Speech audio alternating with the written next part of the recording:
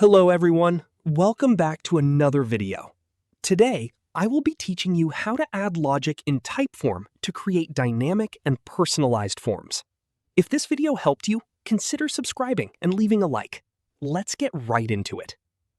One of the most powerful features in Typeform is its logic system. Instead of showing every question to every respondent, you can create customized paths based on how people answer.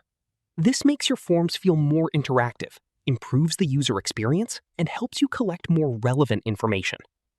To get started, log into your Typeform account and open the form you'd like to edit. Once you're inside the form builder, look at the top of the page and click on the Workflow tab. This is where you'll find all the tools related to logic and automation. Inside the Workflow section, select Branching. Branching allows you to send respondents to different questions depending on their answers. For example, if someone answers yes to a question, you can direct them to one set of follow-up questions.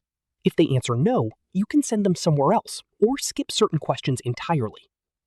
To create your first rule, choose the question you want to use as the starting point. Then click Add Rule. Next, select the condition you want to use, such as if answer is or if answer contains. After that, choose which question or screen the respondent should be sent to. You can repeat this process for multiple questions throughout your form to create a fully customized experience. For more advanced setups, you can also use scoring, calculations, and respondent segmentation to organize users based on their responses.